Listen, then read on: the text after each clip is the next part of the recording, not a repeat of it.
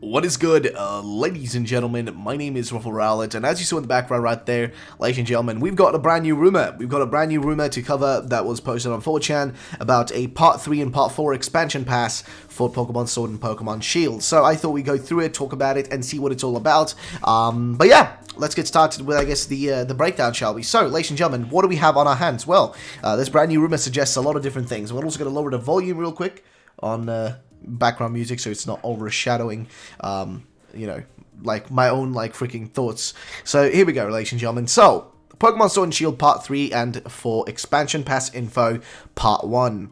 Now, I have real rumors about Part 3 and 4 Sword and Shield Expansion Pass. I will share some info about the ones announced. I was told by a credible source. If there is anything you think I have missed, it's simply because I don't know and I'm only telling you what my source told me. You may have noticed during the Pokemon Direct when they began to show the DLC content, the Galar map moved to the right to suggest its location. This is because the Isle of Armor is based on the Isle of Man, which is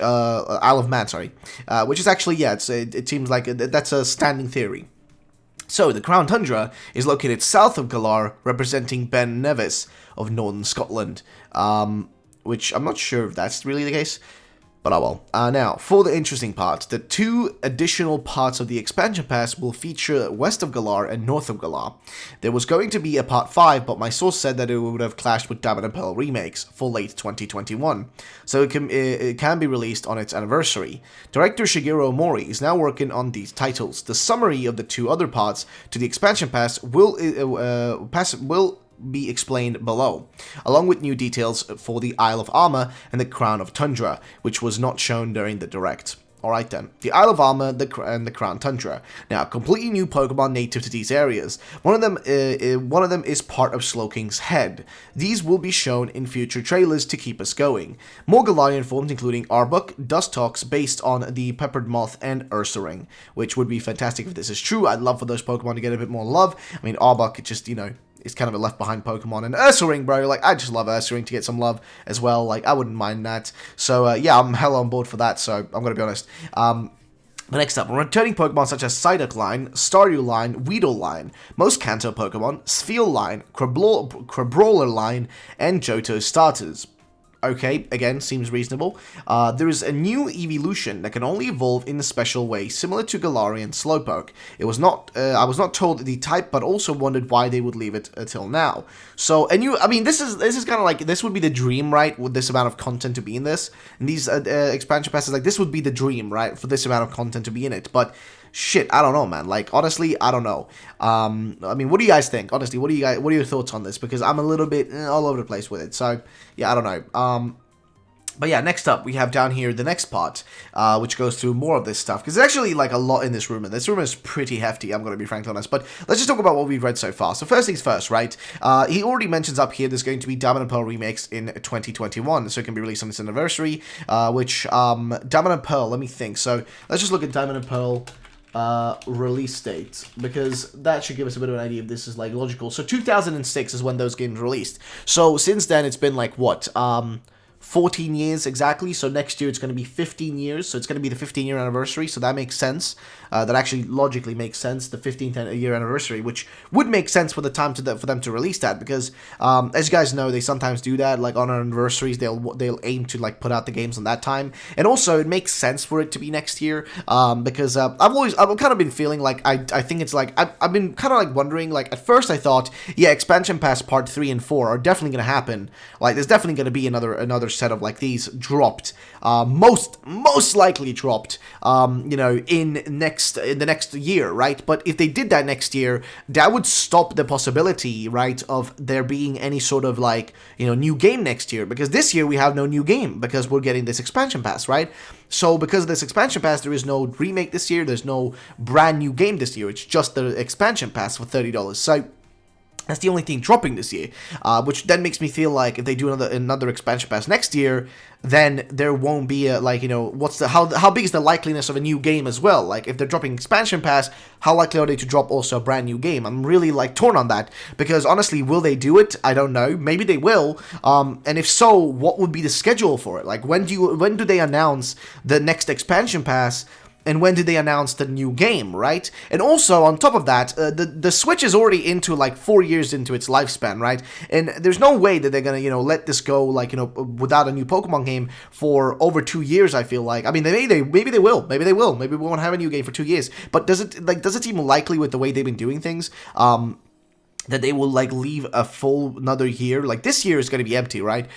So, I mean, are they trying to just aim to make that amount of money that they would have made from a new game by, like a new game for each year? Are they just trying to make that money, but, like, in a different manner with less effort? Not, like, less effort in the sense of, like, oh, it's low effort content, but, like, in the terms of, like, it is less effort for them and less work for them, rather, to have to, like, make a brand new game, like, just all that stuff, right? It takes a process, compared to, like, just, adding content, like, some extra content to an existing game that you already have. Like, that process is much easier for them, because it requires just generally less time, because you already have a finished game. You just add on top of it, right? So it doesn't require, like, any extra kind of, like, steps or anything like that. So the question is, are they going to go for 2 years without a new game, or is next year just not going to have any expansion pass, like no part 2 expansion pass, with part 3 and 4 rather, or will we get an expansion pass and a new game, or will we just get a new game, or will we just get an expansion pass? That's the real question, right? It's 3 different options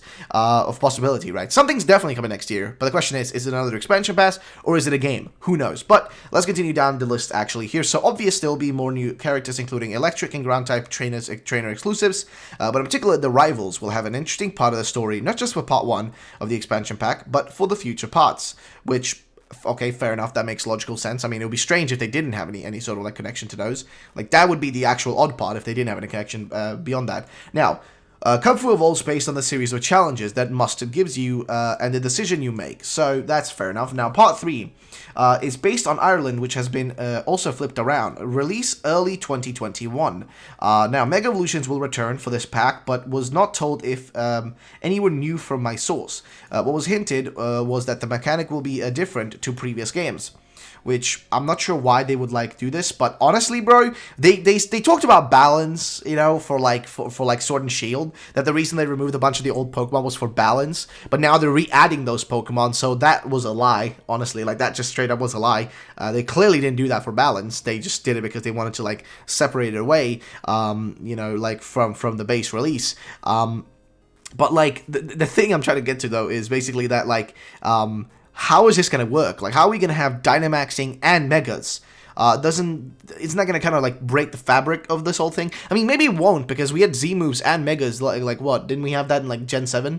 Those were both available, as far as I remember. So, like, will this cause any, like, problems? I don't think so. I really don't think it's going to cause any problems, but at the same time, it's a little bit strange. Let me be honest. It's a little bit odd if they were to bring it back, because aren't Dynamaxing kind of there to replace the existing, replace Z-moves and Megas, so why would you return them? That is a little bit iffy here, I'm going to be honest.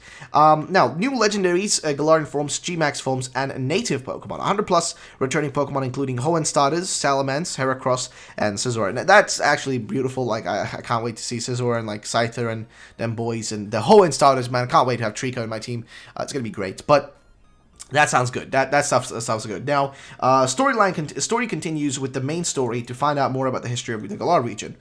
Okay, not really sure what to find out there, because I feel like the base story in Galar was pretty lame.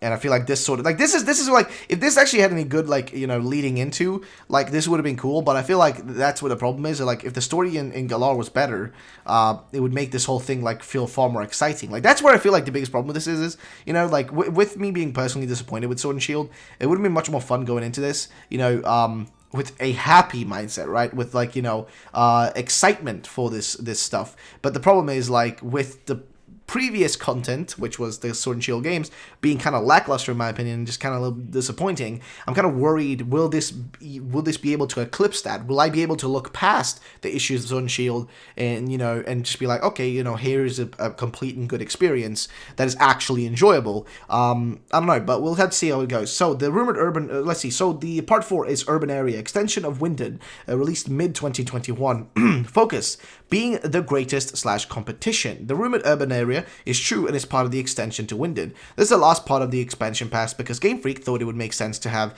this have this once all the Pokemon are accessible in a game. The urban area is full of battle facilities and runs seamlessly like the wild area. Players will be able to challenge the facilities together. As far as I've been told, this will have more facilities than the Battle Frontier. There'll be a special competition similar to the Pokemon World Tournament that happens in Galar, where returning characters from previous games compete. My source said there is a hint on the sponsors of the playable characters in the Direct, which I finally spotted, and when he said to me to look for the Pokemon League HQ mascot logo, it is different to the original one. This represents the new competition. All Galar gym leaders, including the new characters Clara and Avery, will now compete. 100 plus returning Pokemon, customizable clothes from previous characters in the game. So, stuff we kind of like generally expect, and yeah, just generally that is the rumor, ladies and gentlemen. So, ladies and gents, what do you guys think about this? Do you guys think this is real, fake? What are your thoughts? What are your opinions? Do you want another expansion pass, or do you want Diamond and Pearl remakes? Like, I actually want to know this, right? If you're for Diamond and Pearl remakes next year, let me know in the comment section down below. But if you're for another expansion pass next year, let me know. But if you want both next year, another expansion pass and also Diamond and Pearl remakes, let me know in the comment section down below. But at this point, I'm a little bit torn because I started feeling for a while that like, man, like maybe we're not going to get anything this year, and I actually started feeling that might be the most likely thing for a while there. And I was like, man, I thought Diamond and Pearl remakes for the longest time, but maybe we're not going to get anything this year. And then they come out with the Direct, and I'm just like, oh, there's probably just going to be something about home. And then they announced a DLC, which I didn't expect because they literally said themselves, like, literally Game Freak, like, straight up said, we won't do DLC because we don't want to segment Pokemon away and all that sort of stuff, right? And of course, I'm fully aware that, like, you know, you don't need to get the DLC to get the missing Pokemon, like, the old missing Pokemon, right? You don't need that. But, like, it still feels like they're segmenting content away, right? With these expansion passes. Like, that's still what they're doing. But hey, it is what it is. But like, what would you guys prefer, right? Diamond and Pearl remakes or expansion pass, part 2, 3 and 4? What would you guys prefer more? Let me know in the comment section down below. Thanks so much for watching the video, guys. If you did enjoy, drop a like down below. I'll see you all in the next one. Have yourselves a great day, and bye bye, ladies and gentlemen. Peace out.